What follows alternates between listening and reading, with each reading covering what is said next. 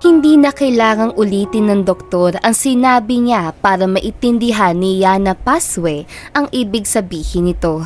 Kita niya sa mukha nito ang seryosong babala. Kita niya rin sa hawak nitong papel ang katotohanang matagal na niyang iniiwasan na malaman pa. Kung hindi po agad masisimulan ang gamutan, lalala ang kondisyon ng ama ninyo. Hindi umiyak si Yana. Tanging pagtago ni Yana ang nasagot dahil para may bumabara sa lalamunan niya.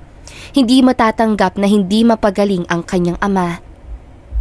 Nakatayo lang siya sa gilid ng kama, hawak ang malamig na bakal na nasa gilid niya. Habang nakatingin sa ama niyang pilit humihinga ng normal kahit malinaw na hirap ito. Tahimik ang kwarto. Isang electric fan ang marahang umiikot pero hindi nito nababawasan ang bigat sa dibdib niya. Ang tunog ng bawat paghinga ng ama niya ay parang paalala na wala na siyang oras para maghintay. Kailangan na niyang humanap ng paraan para mapagaling ang kanyang amang may sakit. Anak, Mahina nitong sabi. Huwag kang mag-alala. Kaya natin to. Pagagaling ka rin, okay? Pinipilit niya na maging positibo para sa kanyang ama. Bilang scholar sa isang kilalang paaralan, tiniis niya ang gutom, pagod at pangmamaliit. Nagtapos siya ng business administration na may mataas na marka, bit-bit ang paniniwalang sapat na iyon upang makaahon sila sa hirap. Ngunit matapos ang graduation, tila naglaho ang lahat ng pangako ng mundo. Paulit-ulit ang pagtanggin na wala siyang koneksyon para makapasok ng trabaho na dapat kailangan meron na sa ating panahon. Paulit-ulit ang linyang tatawagan ka na lang namin. Ngayon, ang oras ang kalaban niya.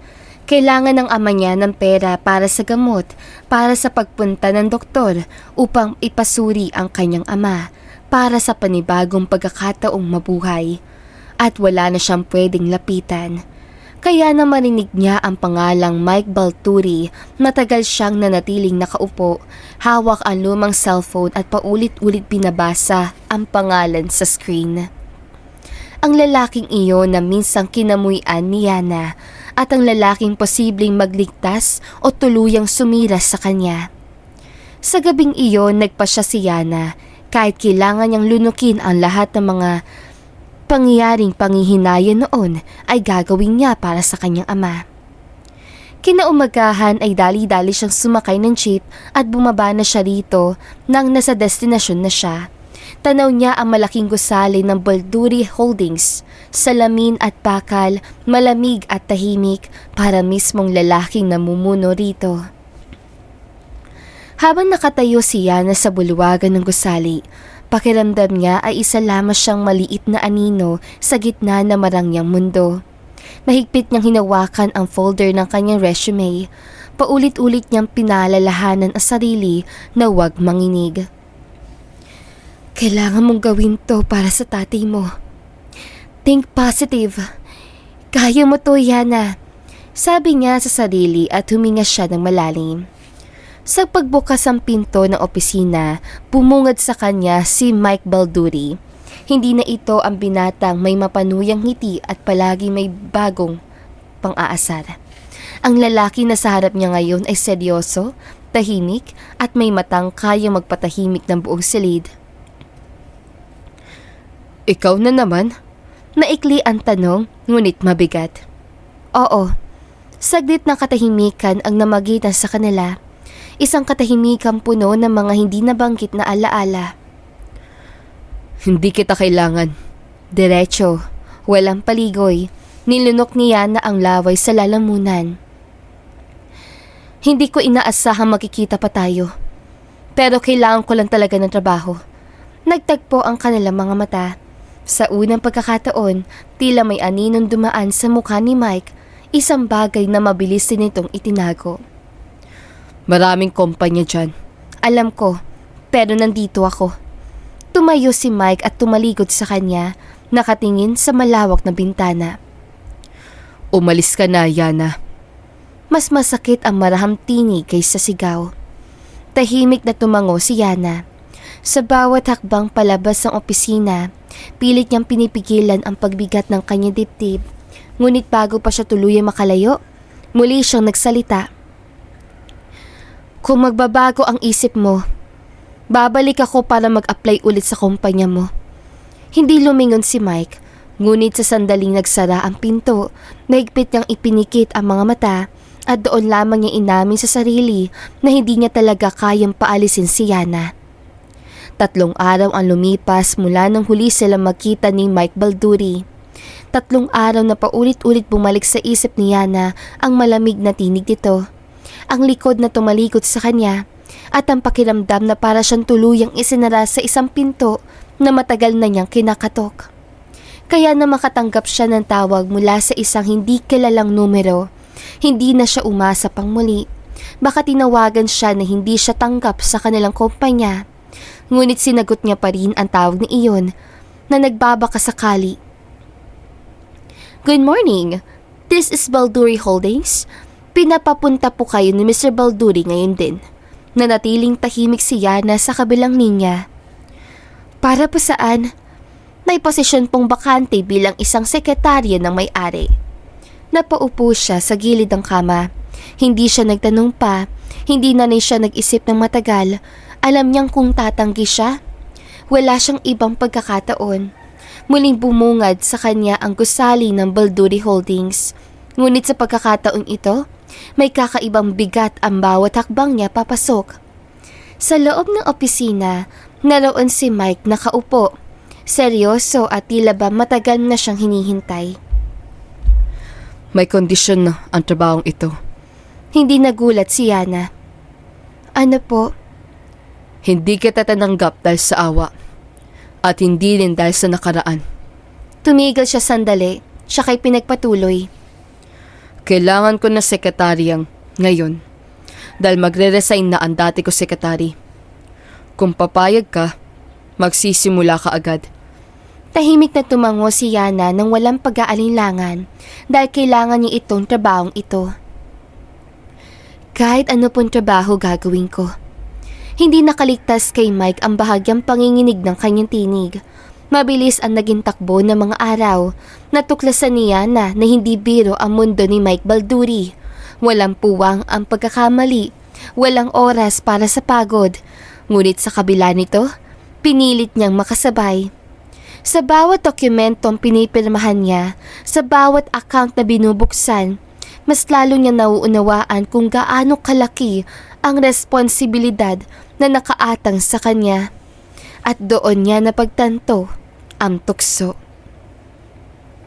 Isang gabi, habang nag-aayos siya ng mga papeles, bumalik sa isip niya ang reseta ng ama, ang ospital at ang perang wala siyang maibigay.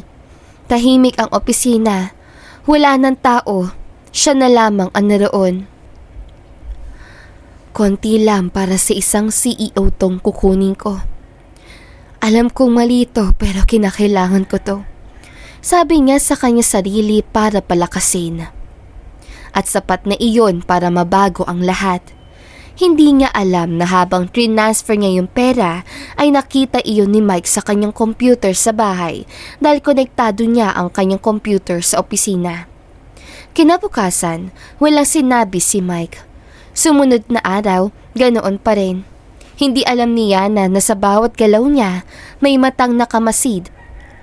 At ang katahimikan ni Mike ay hindi kawalan ng alam kundi simula ng isang plano. Hindi na nagulat si Yana nang may kumatok sa pinto ng kanilang maliit na bahay kinabukasan. 2 lalaki ang naroon, parehong nakaitim, parehong seryoso ang mukha. Hindi nila kinailangan magpakilala. Miss Paswe, sumama po kayo sa amin. Iniimbitahan po kayo ni Mr. Balduri. Nalamig ang kanya mga kamay. Pwede bang mamaya na lang? Nagkatinginan ang 2 lalaki bago muling tumingin sa kanya. Ngayon po ang instruction. Wala siya nagawa kundi magpaalam sa kanyang ama. Pilit na ngumiti kahit nanginginig ang loob. Hindi niya alam kung uuwi pa ba siya. Mabilis ang biyahe patungo sa mansyon ni Mike Balduri. Habang papalapit sila, mas lalong naramdaman niya na kung gaano kalaki ang agwat ng mundo nilang dalawa. Pagpasok niya sa malawak na sala, naroon si Mike, nakaupo, hawak ang tablet, tila ba wala lang sa kanya ang lahat. Sit down. Sumunod si Yana, ilang segundong katahimikan ang namagitan sa kanila. You took my money. Hindi iyon tanong, napayuko si Yana. I'm sorry. I was planning to return it pag nakapera na ako. Or ibawas mo na lang sa sweldo ko, sir. How much? Pinanggit niya ang halaga. Walang bahid ng gulat ang mukha ni Mike. I know. Napatingin siya rito. You knew? Tumango si Mike. Diretso ang tingin. From the start. Para may pumuntok sa loob ng dibdib ni Yana. Then why didn't you stop me? Tumayo si Mike at lumapit sa kanya. Because I needed leverage. Namutla siya. Ginamit mo ako? Sandaling tumahimik si Mike bago muling nagsalita.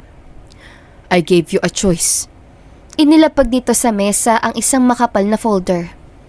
You work for me, or I file charges. Nanginginig ang kamay ni Yana habang binubuksan ang folder. Hindi iyon kontrata ng trabaho. Ito ay kontrata ng kasal. This is insane! It's practical. Binasa ni Yana ang laman ng envelope. May malinaw na nakasulat. 1 taon, walang tunay na damdamin, walang pag-ibig. 1 year? After that, you walk away. Paid, protected. And my father? I'll cover everything. Napapikit siya. Think of it as a transaction. Tahimik ang silid. Mabigat ang desisyon. Sa huli, kinuha ni Yana ang ballpen at pumirma dahil kung aayaw siya, alam niyang sa rehas ang bagsak niya. Hindi pa rin makapaniwala si Yana kahit nakaupo na siya sa loob ng isang mamahaling sasakyan. Tahimik ang paligid, malambot ang upuan at malamig ang hangin mula sa aircon. Lahat ng ito ay malayo sa mundong nakasanayan niya. Sa tabi ni Yana ay si Mike na tahimik, seryoso at abala sa kanyang cellphone. Tila ba ordinaryong araw lamang ang lahat. So, we're really doing this? Hindi agad tumingin si Mike. You already signed. May kirot ang sagot, diretso at walang paligoy. Pagdating nila sa mansyon, napahinto si Yana sa paglalakad. Malawak ang lugar, napapalibutan ng ilaw at ang mga halaman na halatang inaalagaan araw-araw. Para siyang pumasok sa isang mundo na hindi niya alam kung karapat-dapat pa siya. This is your house now. Temporary. Mabilis siyang sagot. Napatingin si Mike sa kanya. Everything here is temporary. Ipinakilala si Yana sa mga kasambahay. Ang lahat ay magalang, lahat may ngiti. Ngunit sa kabila na marangyang pagtanggap, pakiramdam niya ay isa lamang siyang bisita na may takdang oras ang pag-alis. Sa silid ni Yana, hindi niya napigilang mapaupo sa gilid ng kama. Malambot, malinis at tahimik. Ganito pala ang pakiramdam ng mga mayayaman pag natutulog sa gabi. Bulong niya sa sarili. Isang katok ang sumira sa kanyang pag-iisip. Dinner. Tahimik ang hapunan. Malayo ang upuan nila sa isa't isa. Parang sinadyang ipaalala ang pagitan ng kontrata.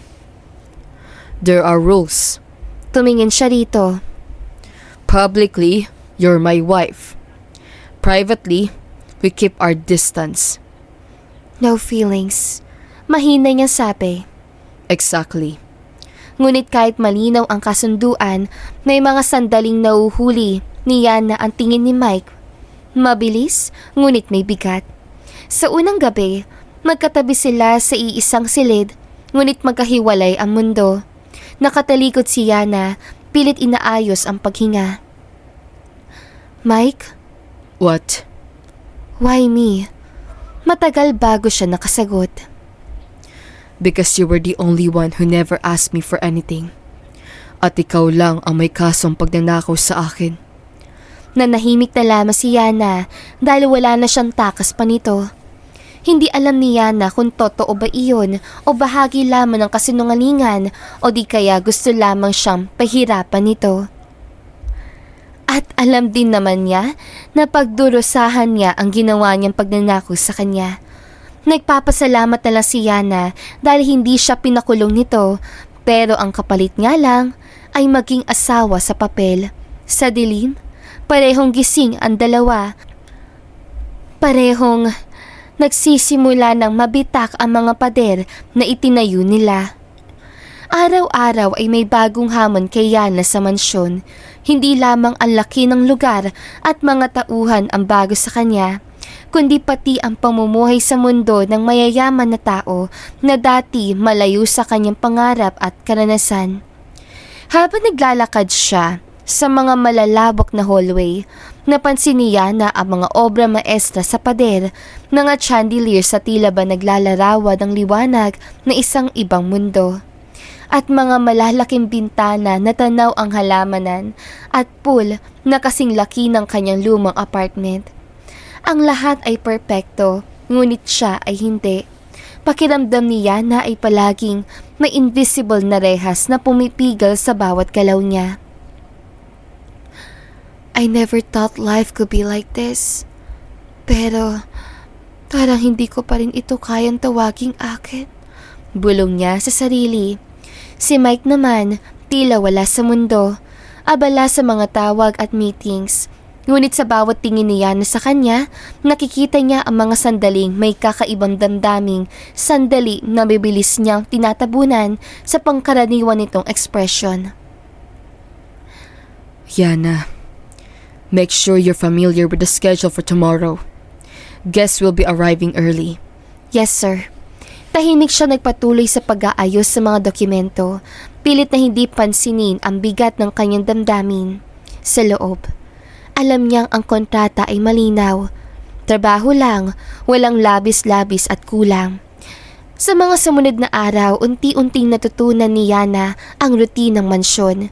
Paminsan-minsan ay kasama sa meetings, minsan ay nagbabantay sa mga bisita, at madalas ay pinag-aaralan ang mga bagong bagay tungkol sa negosyo.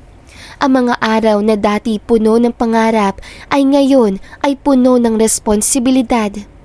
Ngunit sa kabila ng lahat, may kakaibang pananabik na unti-unting bumabalot sa kanya. Ang pakiramdam na kahit pansamantala, siya ay may lugar sa mundo ni Mike.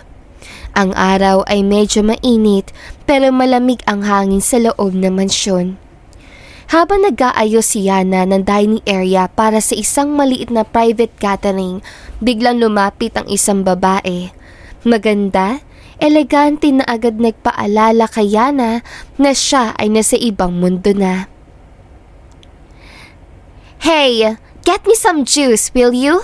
I'm thirsty. Tumigil si Yana sa paghahanda. Biglang napasandal sa mesa.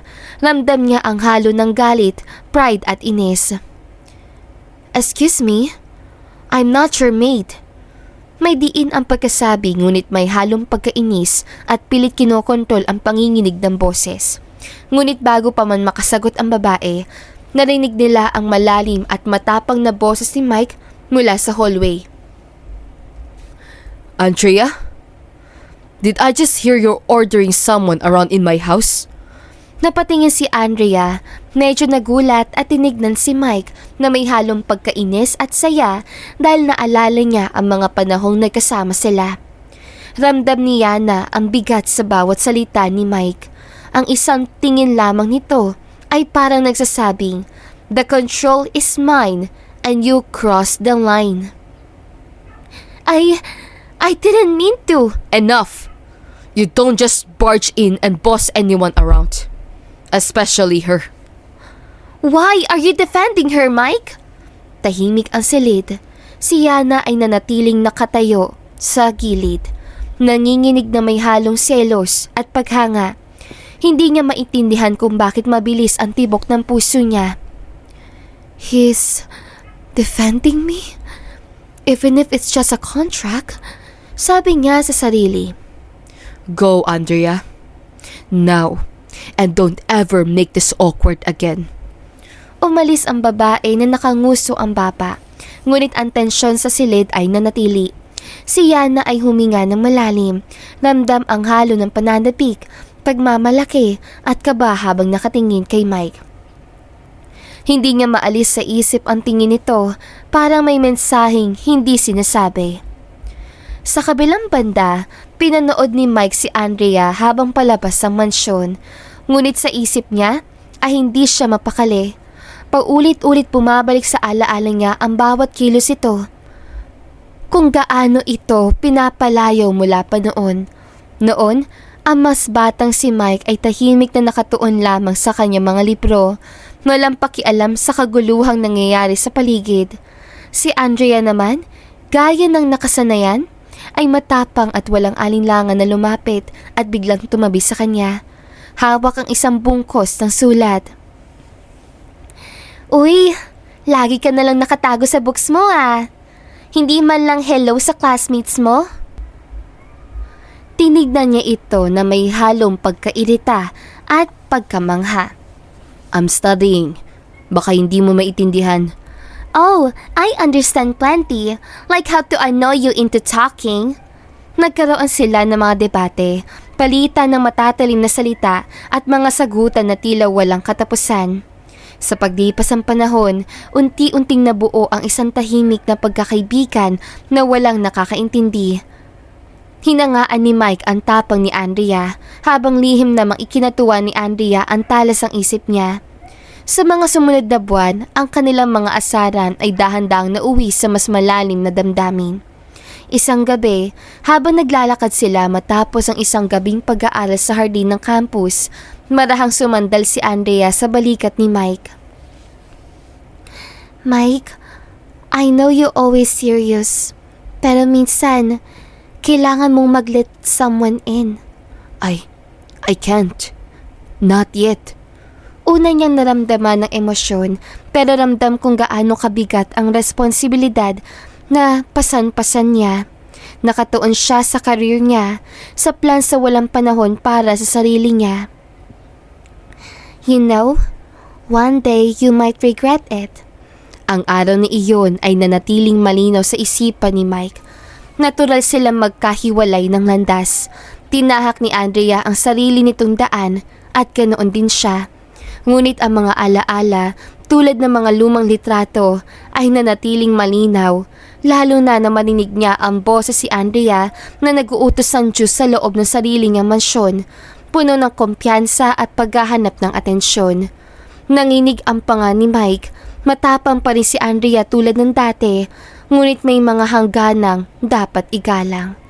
Si Yana, siya ang naroon ngayon at kailangan niya itong protektahan, kahit pa magbalik sa mga taong mahalaga sa nakaraan. Tahimik niyang tinignan si Yana. Pinapansin ang reaksyon nito, bahagyang nagulat, may kaunting tensyon ngunit nanatiling matatag at hindi nagpapatinag. Good. She's learning. And maybe, I like that fire in her. Matapos umalis si Andrea, naglakad si Yana patungo sa bintana ng dining area. Tanaw ang malawak na hardin at pool ng mansyon, ngunit wala itong init sa puso niya. Ramdam niya ang halo ng selos, pagkabighani at pagkagulat. Why am I feeling jealous? Kontrata lang kami, yet my heart, it's racing. He protected me. He looked at me that way. Why do I feel like I'm falling? Lumapit si Mike sa kanya, tahimik ngunit ramdam ang matinding tensyon sa bawat hakbang. Tinitignan niya ako na parang inaasahan niya may sasabihin ako. Pero paano ko ba ito ipapaliwanag? Sabi niya sa isip. Yes, sir. I'm fine. Sagot niya kahit nanginginig pa rin. Hindi nakalabas sa boses ni Mike pero may bahagyang pagmamalaki sa tono niya. I noticed how you handled Andrea. Standing your ground. Good job.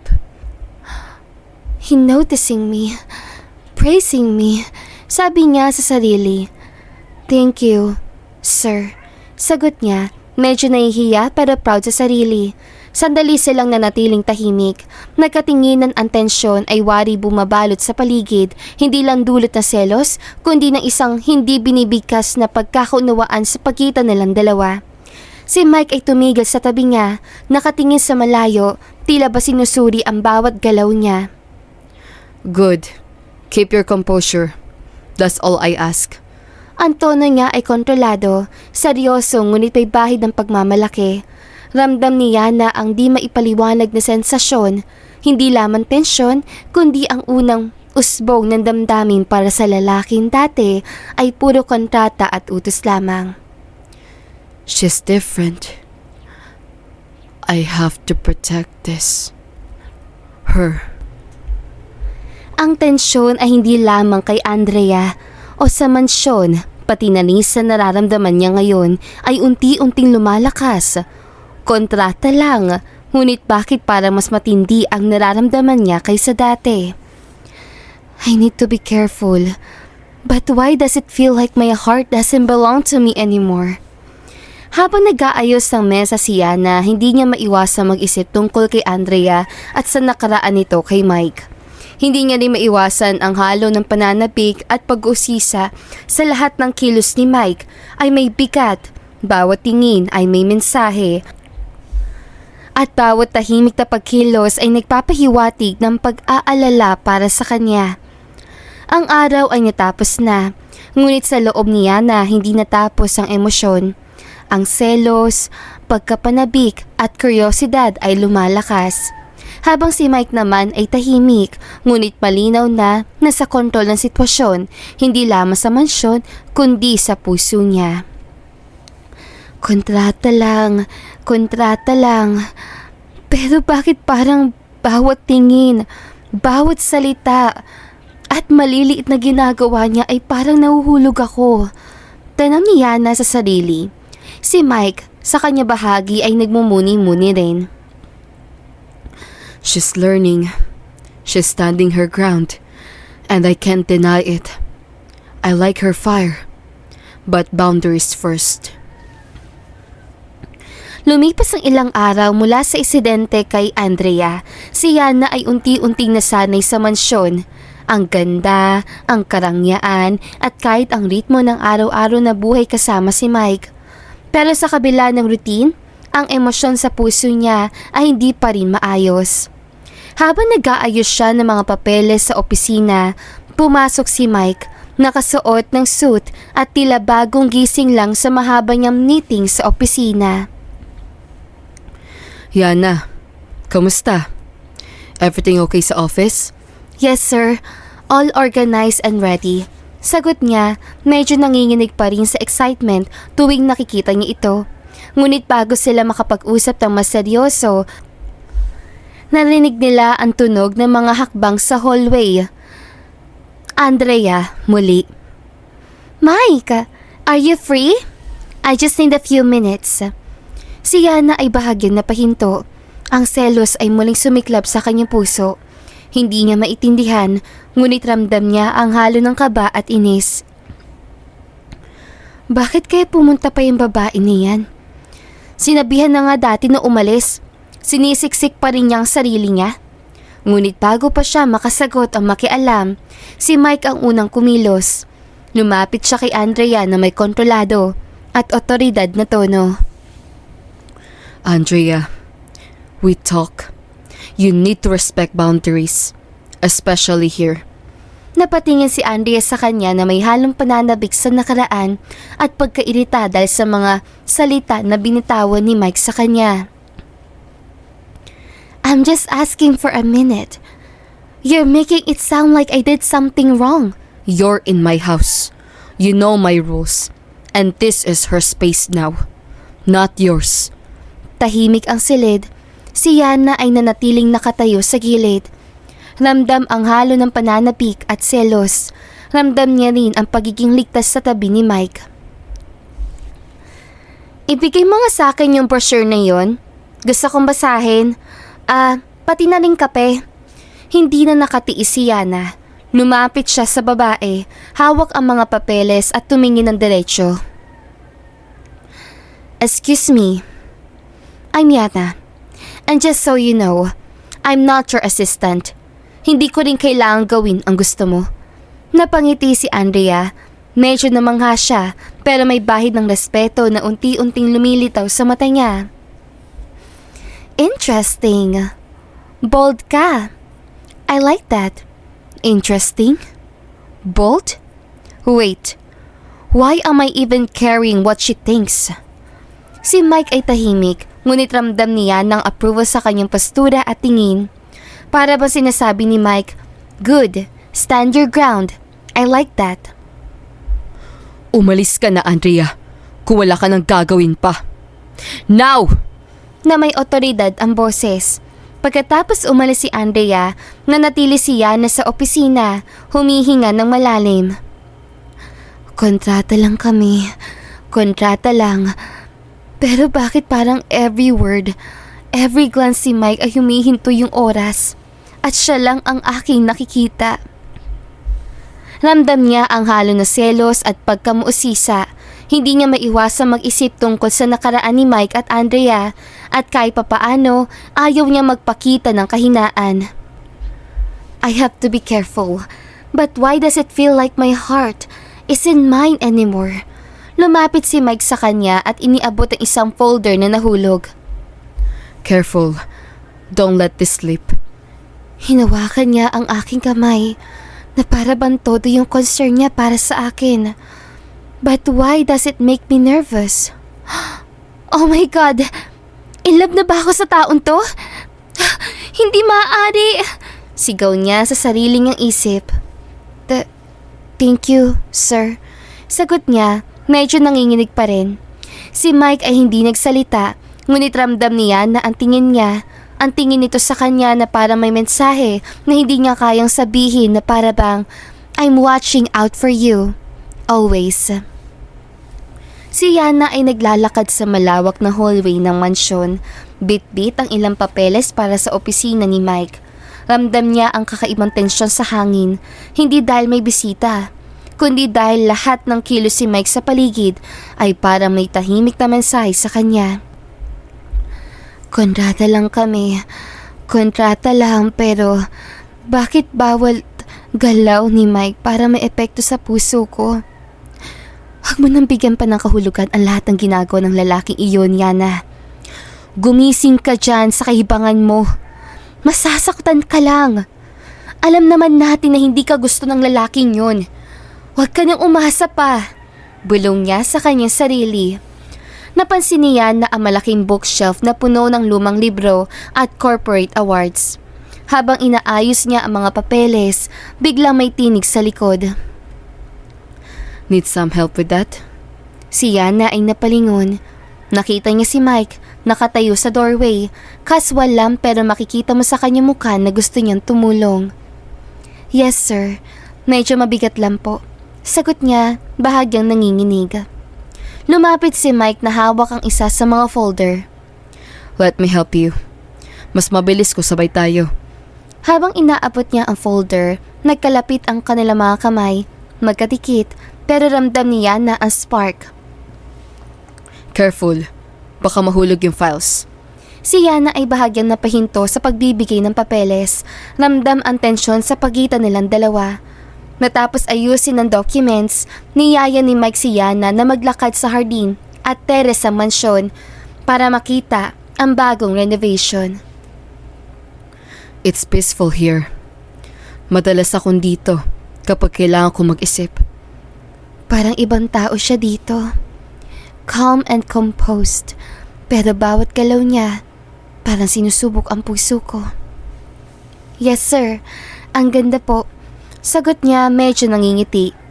Habang naglalakad sa teres, napansin niya na ang mga maliliit na gawi ni Mike ang bahagyang hawak sa railing habang nakatingin sa kanya, ang paglingon para siguraduhin na sumusunod siya at ang mahinang ngiti sa dulo ng teres.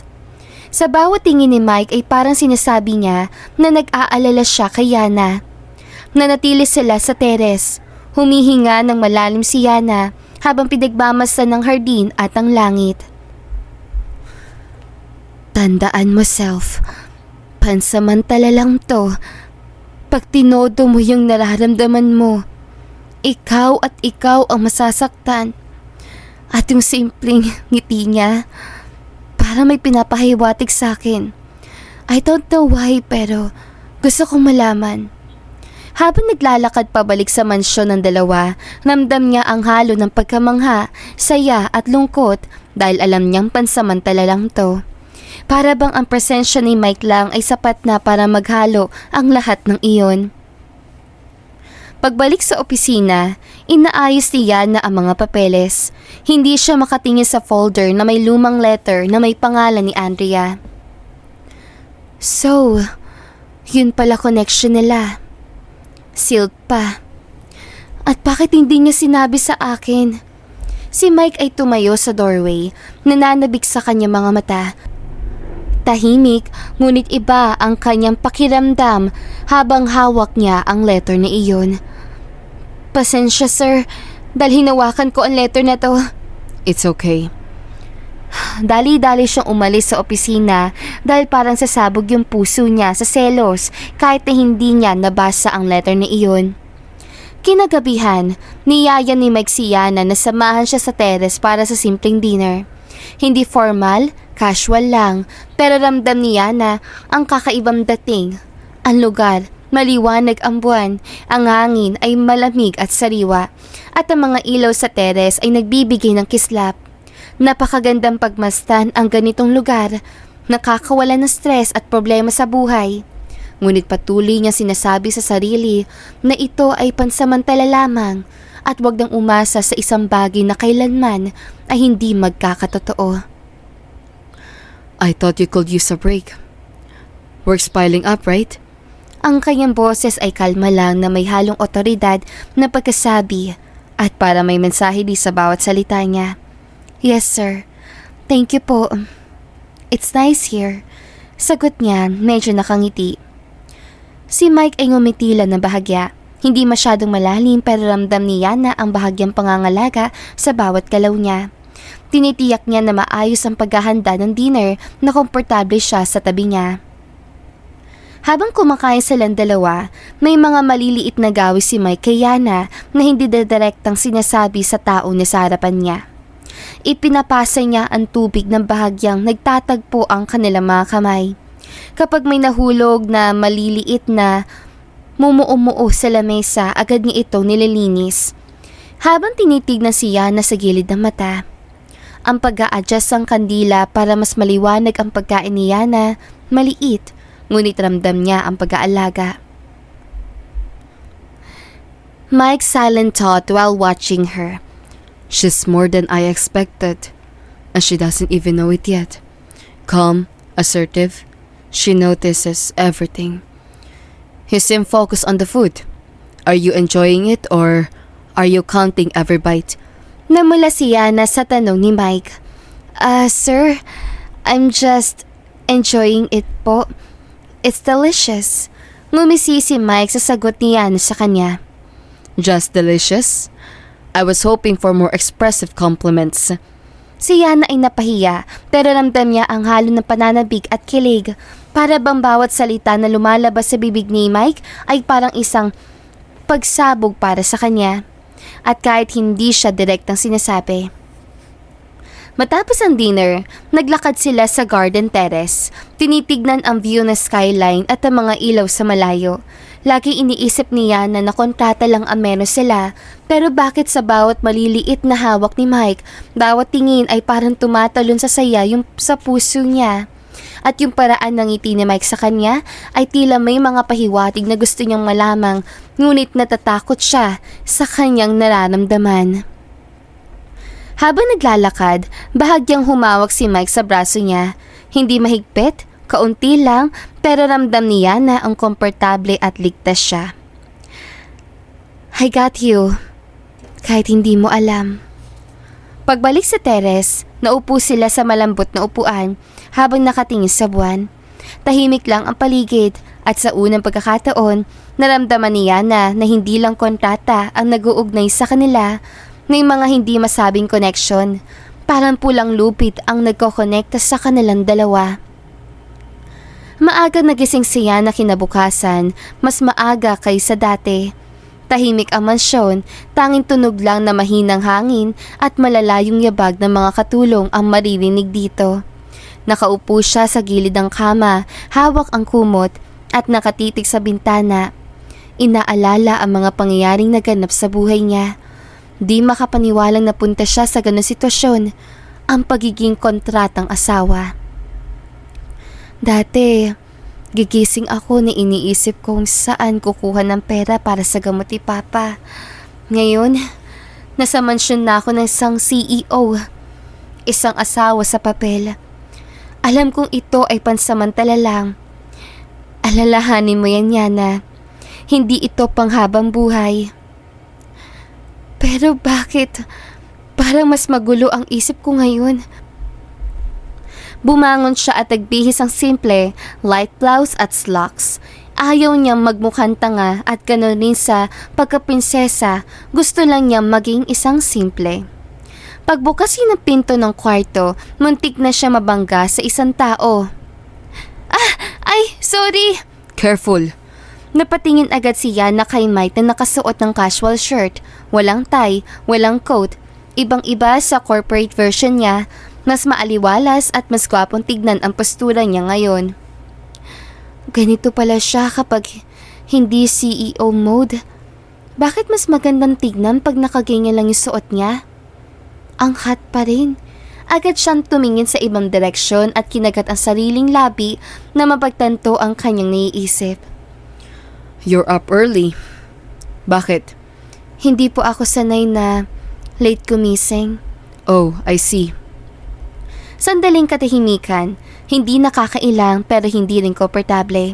Yung klase ng katahimikan na may gustong sabihin ang parehong panig pero walang nauuna. Have breakfast with me.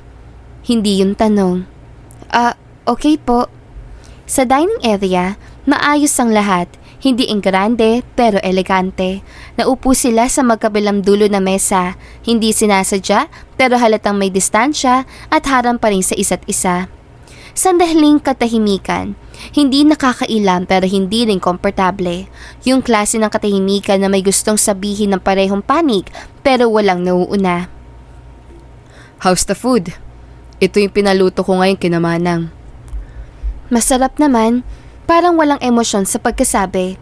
Sa totoo lang, wala siya sa kanyang isip sa pagsagot noon dahil iniisip niya ang kanyang nadarama para sa binata. Ganito pala kapag kontrata lang. Lagi may pagitan. Lagi may harang na ipinapakita na pansamantala lang talaga ang lahat ng ito. Tahimik silang kumain ng ilang minuto hanggang sa magsalita si Mike. How's your father? Napatingin si Yana sa kanya, hindi niya inaasahan ng tanong. Stable na po, because of the medicines. Nagtaka si Yana sa tanong ni Mike dahil wala naman siyang pinagsabihan at papaanong nalaman nito ang tungkol sa ama niya. Good. Simple lang ang sagot, pero nararamdaman ni Yana ang pag-aalala ni Mike para sa kanyang amang may sakit. Hindi siya nagtatanong kung kailangan ko pa ng pera. Parang alam na niya. Thank you for not asking questions. I don't need to. You'll tell me when you're ready. Napababa siya ng tingin. Bakit parang mas mahirap kapag mabait siya? Kasama ni Mike si Yana sa opisina ng kumpanya hindi bilang asawa, kundi bilang sekretarya pa rin. Iyon ang gusto ni Yana. Ayaw niya kasi pakiramdam niya ay palamuti lang siya. Gusto niya magtrabaho pa rin ng tama. Habang abala sa trabaho, napapansin ni Yana ang pagbabago sa kilos si Mike kapag may ibang tao. Nag-iiba ang kilos at ugali nito. Sa meeting, malamig, diretso, walang emosyon ng paligid kahit na ang mga tao na nandoon. Pagdating sa kanya, mas mabagal magsalita, mas malinaw magbigay ng mga tagubilin dahil ang pinakaayaw niya ay ang magkamali. Hindi halata, pero ramdam ko, sabi ni Yana sa sarili.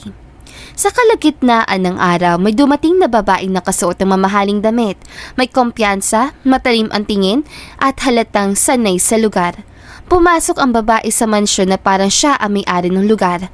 Nasa kusina si Yana noon, nag-aayos ng tray na marinig niya ang matinis na boses mula sa sala. Miss, pakikuha nga ako ng juice or water, kahit ano. Napahinto si Yana. Ako po bang tinatawag niyo? Oo, pakibilisan ha. Bago na naman babae. Bulong ni Yana sa sarili. May pagkairita ang tono, may panlalait sa tingin. Hindi pa man nakakibo si Yana, may narinig siyang yabag sa hagdan. Si Mike. Huminto ito sa ikalawang baitang na marinig ang huling sinabi ng babae. Ang tagal naman ng mga tao dito. Nanigas si Mike. Leah, Lumingon si Leah. Nalaki ang mata. Oh, you're here! Bumaba si Mike, diretso ang lakad. what are you doing here? Visiting? Hindi ba pwede? Tumingin si Mike kay Yana. She's not a staff here. Napakunot ang noon ni Leah. Then who is she? Tahimik si Yana. Hindi niya alam kung dapat pa siya magsalita. She's with me. May diin ang bawat salita. Nagbago ang ekspresyon ni Leah. Tumawa siya ng bahagya. So, this is her. Lumapit si Leah kay Yana. Sorry ha, akala ko katulong ka. Hindi iyon tunog hingad. Hindi rin taos. May kumulo sa loob ni Yana. Okay lang po, pero hindi pa tapos si Leah. Mike has a type. Mukha nagbago. Napatingin si Yana kay Mike. Leah, Babala. What? she's my wife. Tumahimik ang sala. Wife. Sa kontrata. Sabi niya sa kanya sarili. Ngumiti si Leah pero malamig. Wow! That was fast. Kinuha niya ang baso ng juice mula sa tray at sa isang iglap natapon ang laman sa damit niya. Hey! Nagulat si Yana. Pasensya na po. Are you blind? Dinuro siya ni Leah. Sa sandaling yon, hindi na nakapagpigil si Yana. Hinawi niya ang kamay ng babae. Wag mo kong bastusin. Nagtaas ang kilay si Leah. Excuse me? Biglang sumabat si Mike. Mike, sino ba tong babae na to? Hindi na talaga siya nakapagpigil pa. That's enough. Huminga siya ng malalim at hinarap si Leah. She's my niece. Nalaki ang mga mata ni Yana. Akala niya babae naman ni Mike. Hindi niya alam na pamangkin niya pala ito. Nakakahiya pero ang bastos naman talaga ng batang ito. Spoiled, rude, and clearly crossed the line. Kuya, I'm not! Apologize. Napilitan si Leah. Sorry. Hindi niya tinignan si Yana. And you're leaving. Hinawakan ni Mike ang braso ni Leah at inihatid palabas. Habang papalayo sila, ramdam ni Yana ang bigat sa dibdib niya dahil napagtaasan niya ng boses ang pamangkin nito. Pero I know, Mike. Naiintindihan niya kung bakit ganun yung reaction ko. Ikaw ngayong bastusin ng ganun eh. Bumalik na si Mike sa loob ng mansyon. Hindi mo na kailangan ipagtanggol ako at hindi ko rin alam na pamangkin mo pala yun. Sana tinaasan ko na yung pasensya ko. Hindi kita pinagtanggol. I'm just doing the right one. And also, she deserves it. Spoiled kasi yun. Napatingin siya kay Mike. I set boundaries. Hindi nakatulog si Yana. Naupo siya sa maliit na balkonahe ng kwarto niya. Ilang minuto pa narinig niya ang pagbukas ng pinto sa kabilang kwarto. Lumabas si Mike. Nagkatingin na sila.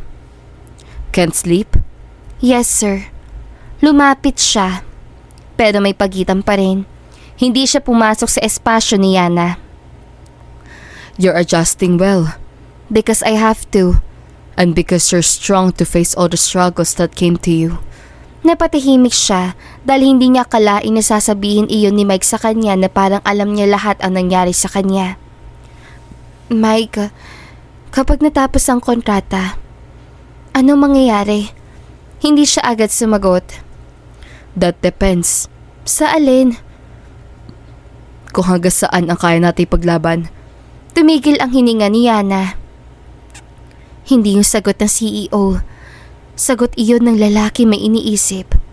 Habang nakatingin sila sa madilim na langit, pareho may tanong na hindi pa handang sagutin.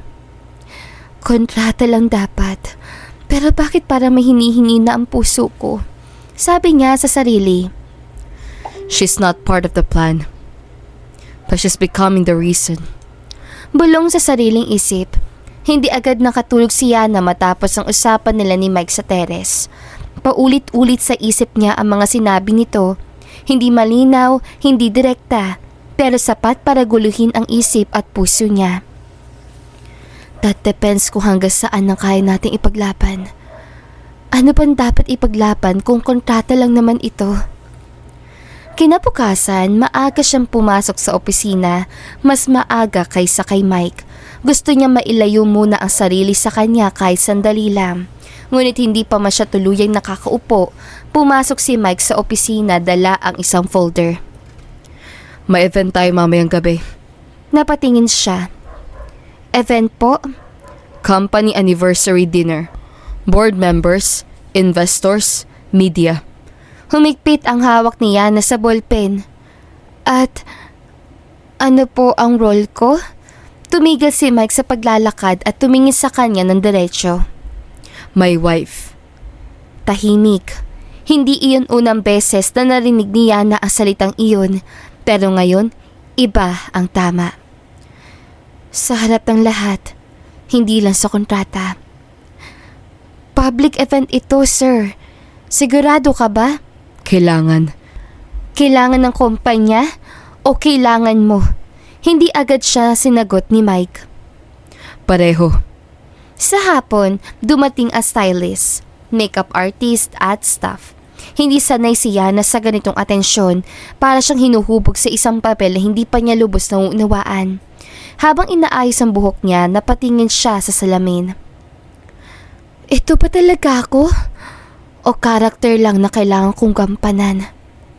Lumabas siya ng kwarto, suot ang simpleng eleganteng gown, hindi masyado marangya, pero sapat para tumingkad ang presensya niya. Pagbukas ng pinto sa sala, nandoon si Mike.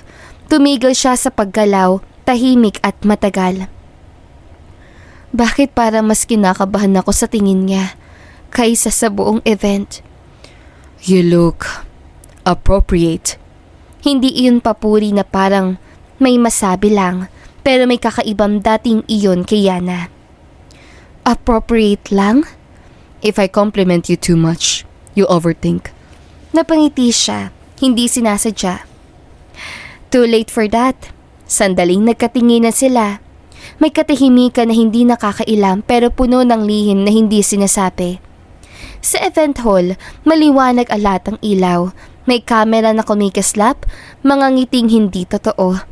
Hawak ni Mike ang kamay ni Yana, maayos hindi mahigpit.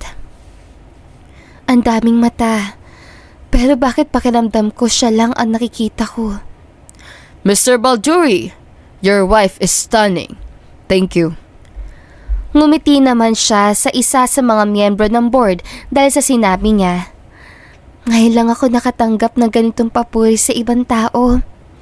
Habang naglalakad sila sa gitna ng mga bisita, may mga babaeng tumitingin kay Yana. May paghanga, may pagsusuri, may inggit. May isang pamilya na mukha sa gilid ng hall. Si Andrea. Nagtagpo ang mga mata nila. Ngumiti ang babaeng hindi pala kaibigan, hindi rin agresibo, pero malinaw ang mensahe. So, nandito rin siya. Bahagyang humigpit ang hawak ni Mike sa kamay ni Yana. Hindi halata pero ramdam niya ang titigan ng dalawa. Nararamdaman niya rin. Pagkatapos ng event, tahimik ang sasakyan, pauwi. Hindi mo sinabi na nandoon siya. I didn't think it mattered. Pero nakita ko kung paano kanya tinignan.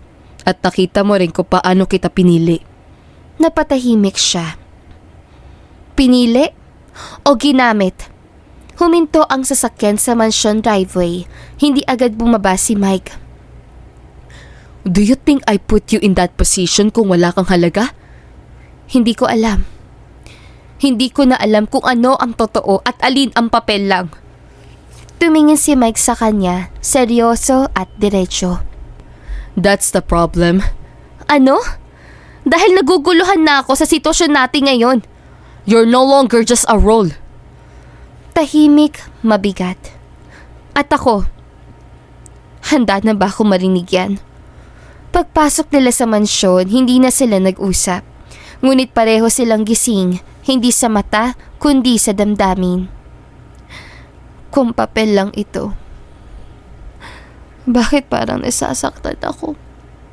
If this was just a contract, bakit nag-aalala ako sa kanya? At gusto ko siyang protektahan. At sa gitna ng katahimikan ng mansyon, may isang tanong na parehong hindi pa kayang sagutin.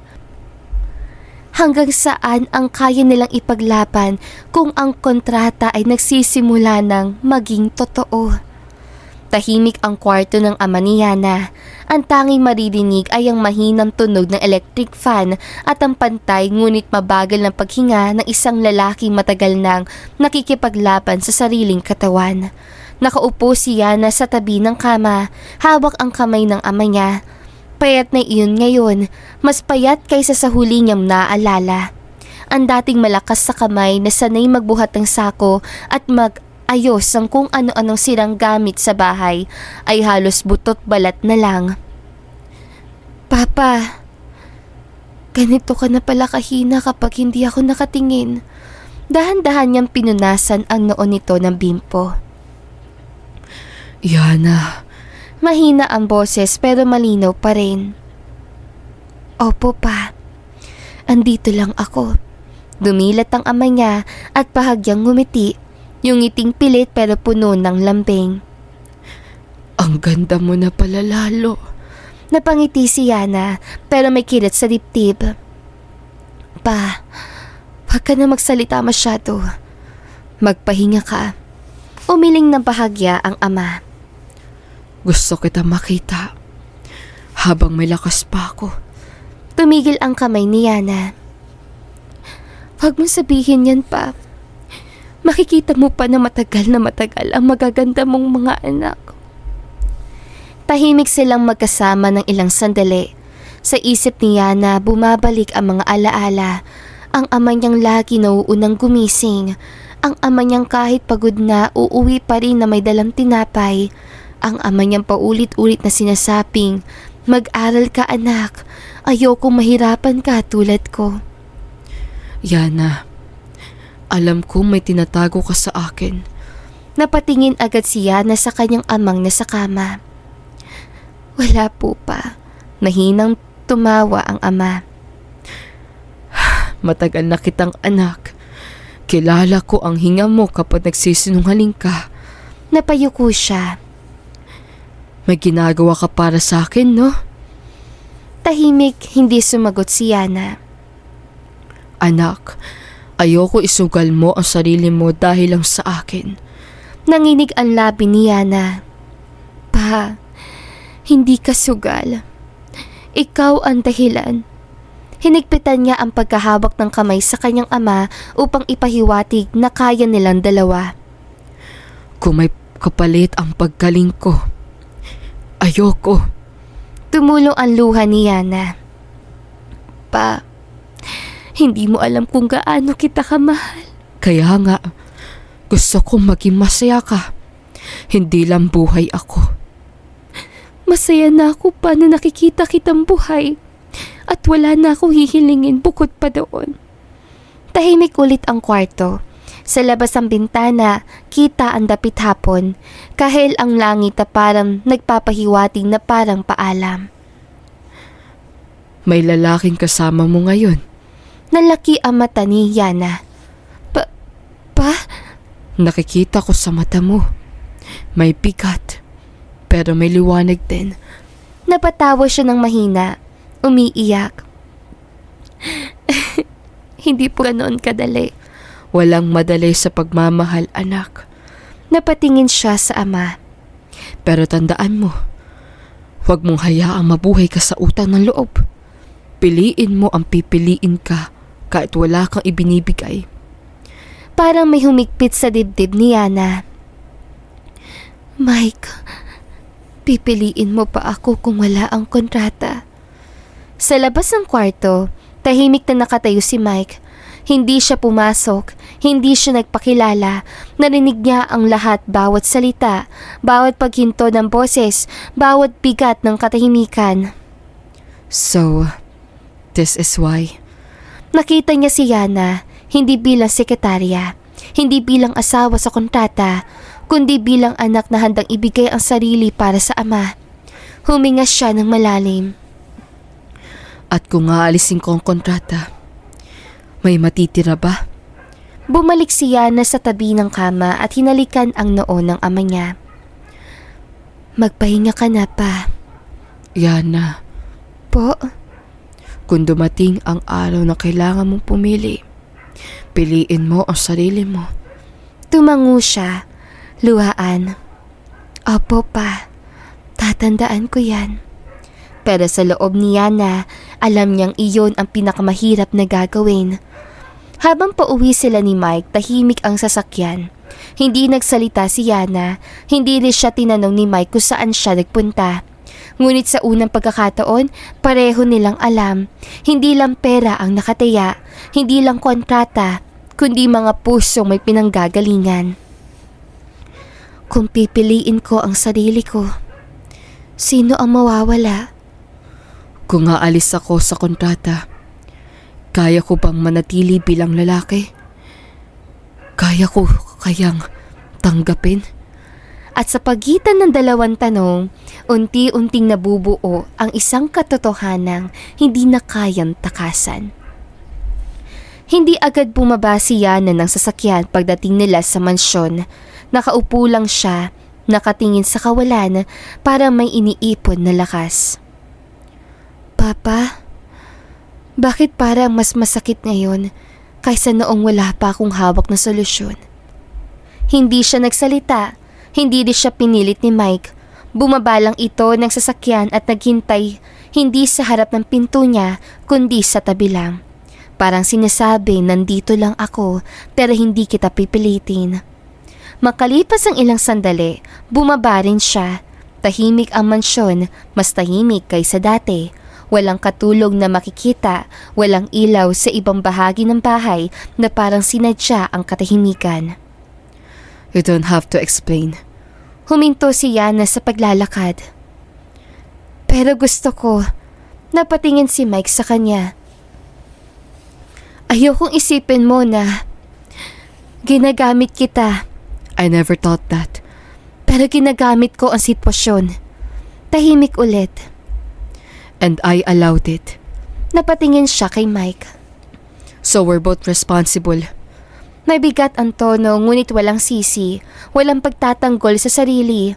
Naupo sila sa sala, hindi magkatabi, may pagitan pa rin, pisikal at emosyonal. Narinig mo ba? Yung kanina? Yes. Hindi na siya nagkunwari. Lahat? Enough. Huminga siya ng malalim. Ayoko mabuhay na may kapalit ang bawat tulong. Then don't. Hindi ganoon kasimple. I know. Tumayo si Mike at kinuha ang isang envelope mula sa drawer na mesa. Dahan-dahan niya itong inilapag sa harap ni Yana. That's the contract. Nalaki ang mata ni Yana nang nakita ang kontratang pinirmahan niya noon. Bakit mo ibinibigay sa akin?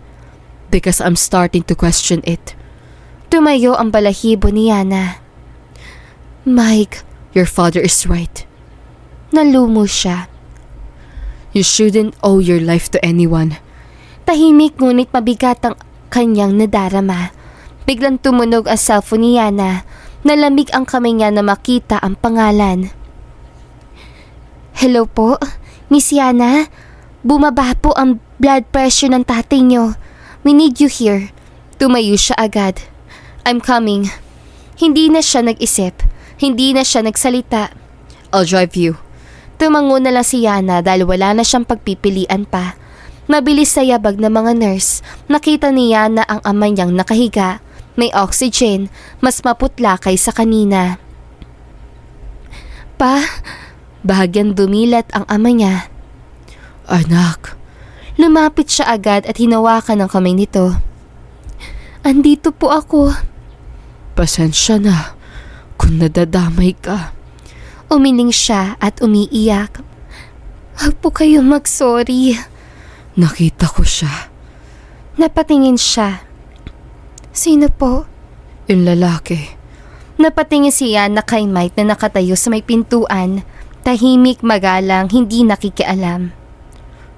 Mukhang mabuti siyang tao. Nanginginig ang labi ni Yana. Pero mas mahalaga. Mahal ka ba niya kahit wala ka? Tumigil ang mundo ni Yana. Hindi niya alam ang isasagot. Lumapit si Mike na marahan. Narinig ni Mike ang sinabi ng ama ni Yana at dali-dali siyang lumapit para bigyan ng assurance ang ama. Sir, hindi ko po balak saktan ang anak ninyo. Mahinang tumango ang ama. Siguraduhin mo. Isang utos, isang pakiusap, isang habilin para sa kanyang napakamamahal na anak. Huwag mo nga hayaang mawala ang sarili niya. Huminga ng malalim si Mike. I won't, sir. Hindi yung pangakong CEO. Pangako iyon na isang tunay na lalaki na nagmamahal. Habang nakaupo siya na sa gilid ng kama ng ama niya, hawak ang kamay nito, malinaw na sa kanya ang isang bagay. Hindi na lang ito tungkol sa pera. Hindi na lang ito tungkol sa kontata. Ito ay tungkol sa pagpili. Kung pipiliin ko ang kalayaan, mawawala pa siya. Walang emosyon ng pagkasabi sa sarili. Kung pakakawalan ko ang kontrata, handa ba ako manatili? Tanong sa sarili niya na hindi niya kayang sagutin ngayon. Hindi umalis si Mike sa ospital kahit sinabi ni Yana na kaya na niya. Nanatili lang ito sa may upuan sa labas ng kwarto. Tahimik, parang bantay na ayaw nakagambala. Sa loob, nakatulog na ang ama ni Yana. Mabagal ang pag-angat ng dibdib pero mas maayos kaysa kanina. Umupo si Yana sa tabi ng kama. Hawak ang kamay nito. Pinagmamastan ang bawat hininga. Pa, konti na lang. Lalaban pa tayo. Hindi sumagot ang ama pero bahagyang gumalaw ang mga daliri nito. Parang sagot na sapat na. Lumabas si Yana ng kwarto. Pagtingin niya naroon pa rin si Mike. Bakit hindi ka pa umuwi, sir? Sabi ko, I'll stay. May pagod sa boses niya. Hindi pisikal kundi yung pagod ng taong maraming iniisip pero piniling manatili. Umupo si Yana sa katabing upuan. Hindi sila nag-uusap agad. Suminghap pa siya ng hangin para magkaroon ng lakas ng loob para magtanong. Kanina, narinig ko ang sinabi mo sa papa ko. I meant it. Alin? Na hindi kita sasaktan. Napayuko siya. Pero hindi mo na sinabing mananatili ka. Tahimik si Mike sandali. Because I don't want to promise something you might not want anymore. Napatingin si Yana sa kanya. Akala mo pa, ayoko na? Hindi ko alam. Totoo ang sagot. Walang paligoy. Umalis si Yana sa kanyang kinaupuan at bumalik sa tabi ng kanyang ama dahil ayaw niya unang pag-usapan ang mga bagay na iyon, baka masaktan lang siya. Kinabukasan, nagising si Yana sa tunog ng makina ng ospital. Mas malinaw ang tunog, mas kalma na ang tunog ng makina. Pumasok ang doktor para tignan ng ama ni Yana. Stable na po ang father ninyo. We can move into a regular room later today. Napaiyak si Yana sa ginhawa. Thank you po, Doc. Lumabas siya ng kwarto at nakita si Mike nakatayo sa may bintana, may hawak na kape na hindi man lang niya iniinom. Stable na si Papa. Ngumiti si Mike, isang ngiting hindi niya madalas ipakita. Good to hear. Hindi yun masaya, hindi rin malamig, sapat lang. Pagbalik nila sa mansyon kinagabihan, tahimik ang bahay. Hindi na kasing bigat ng dati, pero may tensyon pa rin. Inilapag ni Mike ang envelope sa mesa. We need to talk about this. Umupo si Yana sa tapat niya. Ako na sana ang magsisimula. Tumigil si Mike. Gusto kong tapusin ang kontrata. Diretso, walang paligoy. Hindi agad nagsalita si Mike. Okay, Nagulat si Yana. Ganoon lang? I told you, I won't keep you if you don't want to stay. Pero, Pero what? paano yung papa ko? I'll still help. Bakit? Because that's not part of the contract anymore. Tumulo ang luha ni Yana. Hindi ka ba natatakot na iiwan kita? Takot. Aminado niya. Pero mas takot ako manatili ka dahil may utang ka. Kinuha ni Yana ang kontrata. Tinitigan niya ang mga salita na minsang naging kulungan at kanlungan. Dahan-dahan niyang pinunit ang papel. 1, 2, 3 at marami pang piraso ng papel ang nahuhulog sa sahig. Tahimik lang si Mike. Wala na. Yes. Tumayo si Yana. Pero, tumingin si Mike. Kung mananatili ako, hindi na bilang asawa sa kontrata. Huminga ng malalim si Mike. Then stay as yourself. Sa gabing iyon, magkatabi silang natulog sa isang bubong. Walang kontrata, walang obligasyon. Hindi pa rin malinaw ang lahat, pero sa unang pagkakataon, pareho nilang alam. Hindi na sila nagkukunwari. Hindi agad nagbago ang lahat matapos mapunit ang kontrata. Walang bigla ang saya, walang yakap na may kasiguraduhan. Sa halip, may ilang araw na puno ng pag-iingat, parang parehong natutong maglakad muli si Yana at Mike. Ngayon nawala na ang gabay ng kasunduan. Sa umaga, nagkakasalubong sila sa kusina. Tahimik, may kape, may ilang segundo ng tinginan na agad ding iniiwasan. Good morning. Morning, sir. Simple at walang dagdag. Dati natural ang kilos ni Mike, ang pag-abot ng tasa, ang paghila ng upuan, ang paglalagay ng kamay sa likod niya kapag naglalakad sila. Ngayon, humihinto siya bago gawin ang mga iyon. Parang lagi nagtatanong sa sarili kung may karapatan pa ba siya. Napapansin iyon ni Yana. Mas mahirap pala kapag walang malinaw na papel. Isang hapon, nadatnan ni Yana si Mike sa hardin. Nakaupo ito sa upuan, hawak ang cellphone, pero halatang walang tinitignan. Hindi ka ba papasok? Later. Tumabi siya. Pwede ba kitang tanungin? Always. Kung wala na ang kontrata, bakit nandito ka pa rin? Hindi agad sumagot si Mike. Tumingin muna siya sa damuhan. Dahil bahay ko to? Pabiro niya sagot, ngunit tinagdagan niya ang kanyang sagot. Because I want to be. Hindi dahil sa obligasyon? Hindi. Hindi dahil sa awa? That's a big no.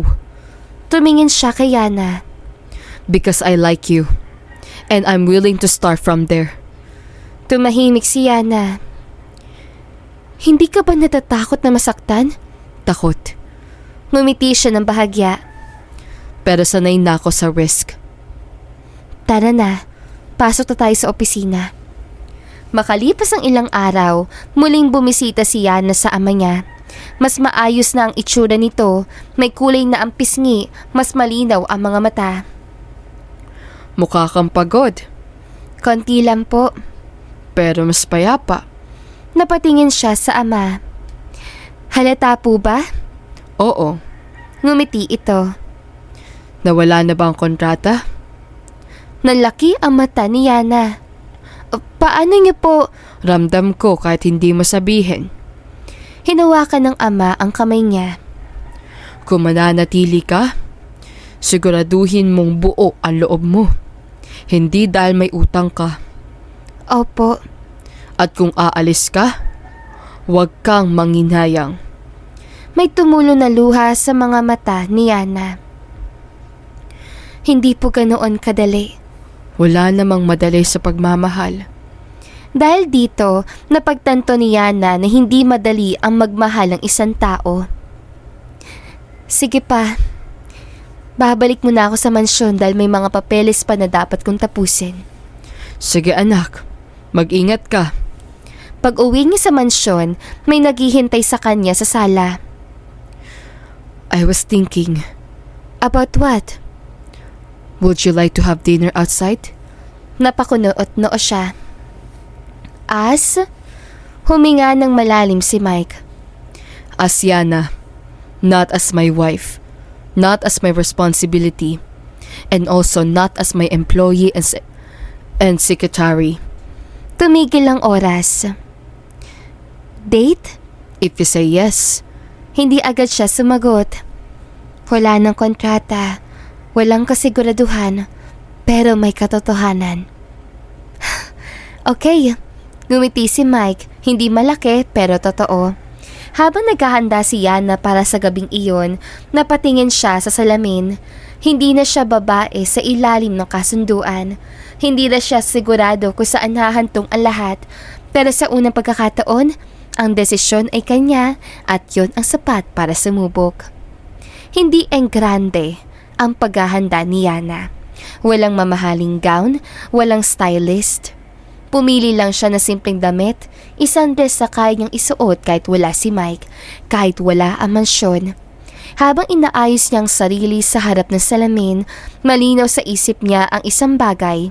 Kung aalis man siya ngayong gabi, dapat buo pa rin siya. Pagbaba niya, naroon si Mike sa sala, naka-black shirt lang ito, walang kurbata, walang formalidad, pero sapat na iyon para mapahinto si Yana sa paglalakad. you look nice. Salamat. Hindi na niya dinagdagan. Ayaw niyang gawing big deal ang isang gabing walang pangako. Tahimik ang biyahe. Hindi awkward pero hindi rin komportable. Hindi mo sinabi kung saan tayo pupunta. Because I didn't want you to feel pressured. Pressured? Na kailangan mo mag-enjoy. Napangiti siya. That's considerate. Sumulyap si Mike. I'm trying. Hindi ito mamahalin, hindi rin sikat, isang tahimik na restaurant sa gilid ng lungsod, may ilaw na dilaw at amoy ng lutong bahay. Akala ko sa 5-star hotel tayo. Pwede naman, pero gusto kong makita kung paano ka ngumiti kapag simple lang. Hindi siya agad nakasagot. Hindi mo kailangan subukan akong bilhin. I know. Umupo sila. Habang kumakain, unti-unting naging magaan ang usapan tungkol sa trabaho, sa mga libro, sa mga bagay na hindi kailangan patunayan. Bakit mo ko inaasar noon?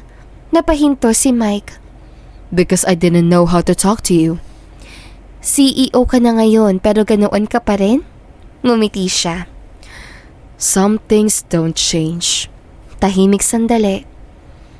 Natakot ako noon. I'm sorry. Walang depensa, walang dahilan. Paglabas sila ng restaurant, malamig ang hangin. Hindi umulan pero mabigat ang ulap. Tumigil sila sa gilid ng kalsada. Yana, Why?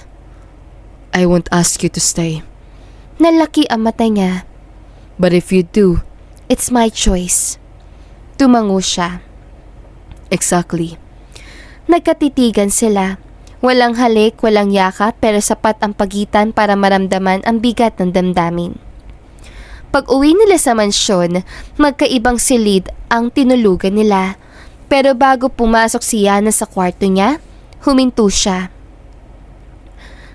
Mike, tumingin siya. Thank you for not demanding anything. Thank you for staying tonight. Hindi yun pangako, pero iyon ang simula. Kinabukasan, dumating ang isang imbitasyon sa opisina ni Mike. Kasabay nito, isang pangalan ang muling bumalik. Napatingin si Mike sa papel, bahagyang kumunot ang noo. So, she's back now.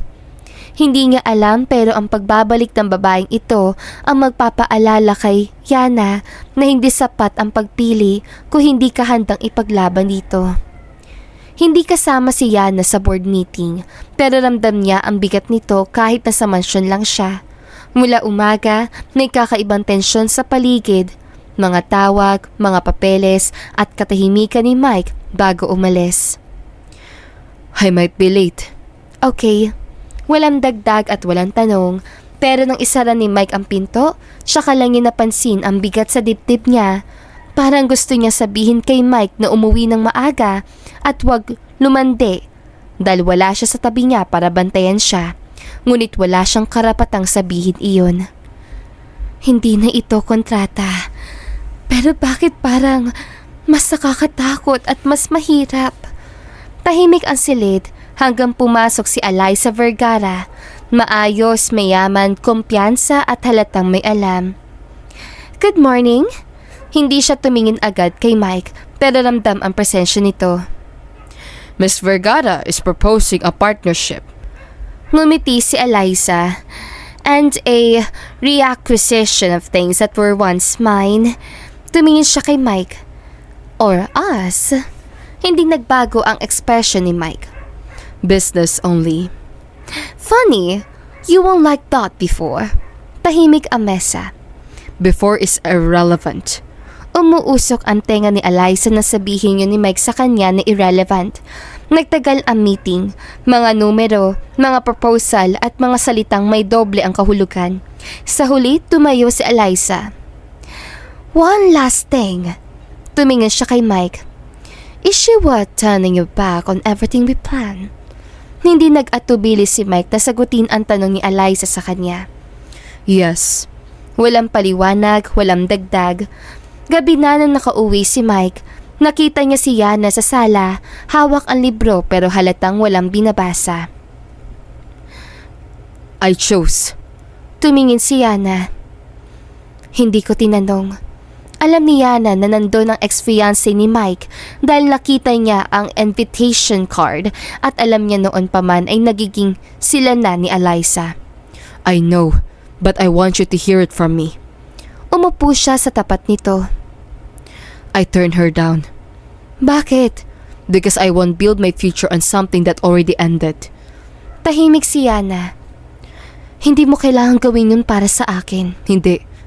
Ginawa ko iyon dahil pinili kita at mahal kita. Hindi yun dramatiko, pero totoo. Sa gabing iyon, magkatabi silang naupo. Hindi magkadikit, pero mas malapit kaysa dati. Hindi pa nisigurado ang bukas, pero malinaw na ang kasalukuyan. Lumipas sa mga linggo, mas gumaan ang lagay ng ama ni Yana. Nakakalakad na ito ng kaunti. Nakakatawa na ulit. Mukha ka masaya na. Ang aking napakagandang anak ka. Payapa na pong kalooban ko. Lalong-lalo na, unti-unti na kayong gumagaling. Iba iyon. Ngumiti siya. Isang hapon, hinanap ni Yana si Mike sa hardin, ang parehong lugar kung saan unang nawala ang kontrata. Mike, tumingin siya. May sasabihin ako. Tumayo si Mike. I'm listening. Huminga siya ng malalim. Hindi ako mananatili dahil may utang ako. I know. At hindi rin dahil natatakot ako mag-isa. Good. Tumingin siya ng diretso sa kanya. Mananatili ako dahil gusto kita. Mahal kita at pangakong ikaw lang ang mamahalin ko. Nanatiling tahimik si Mike dahil hindi inakala ang mga salitang lumabas sa bibig ni Yana. Ngunit masaya siya sa sinabi ni Yana sa kanya dahil yun ang gusto niyang marinig at ngayon ay walang mapaglalagyan ng saya ang kanyang nadarama. That's all I ever wanted to hear. Nagyakapan silang dalawa at doon nangyari ang first kiss ni Yana. Hindi sila nagmadali, walang bigla ang kasal, walang engranding pangako, pero may araw-araw na pagpili. Mga umagang magkasabay magkape, mga gabing tahimik na magkatabi, at isang hinaharap na unti-unting binubuo.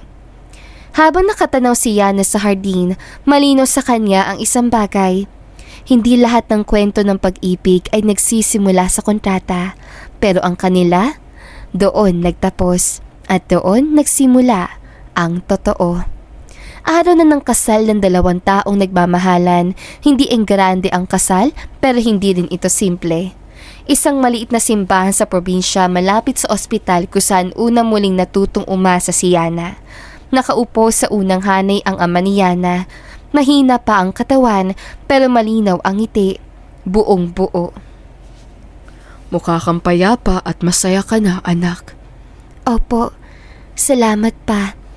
Hindi marangya ang suot niya, hindi din pang prinsesa, pero sa bawat hakbang niya sa gitna ng simbahan, dala niya ang lahat ng pinagdaan ng hirap, takot, kontrata at pagpili. Nakatayo si Mike sa harap ng altar, wala ang CEO na presensya. Wala ang distansya, isang lalaki lang na naghihintay sa kanyang minamahal patungo sa altar upang sumumpa. You're beautiful. Thank you, Mike. Hindi sila nagmamadali. Do you, Mike Balduri, take Yana Paswe to be your wife? Yes, not because I have to, but because I choose to. May bahagyang ungol ng emosyon sa simbahan. Do you, Yana Paswe, take Mike Balduri to be your husband? Huminga ng malalim si Yana. Yes, not because I owe him, but because I love him. Nagkatinginan sila, walang kontrata, walang kapalit. Habang nagsusuot ng sing-sing si Mike sa daliri ni Yana, malinaw sa kanilang dalawa, wala ng kasunduan, wala ng utang, wala ng papel na magdidikta, tanging pangakong pinili araw-araw. You may now kiss the bride. Agad nagsitilian ng mga tao sa simbahan. Sa labas ng simbahan, sinalubong sila ng tahimik na palakpakan at mga ngiting hindi kailangang ipakita sa mundo. Hawak kamay silang naglakad palabas. Mike, Bakit? thank you for waiting. Thank you for choosing me. At dito na nga po nagtatapos sa magandang istoryang ito. Don't forget to like, share, and subscribe. Hanggang sa muli, paalam! Malayo ka man, mahal, lagi mo tandaan. Hindi magbabago, pag-ibig ko'y sa'yo lamang.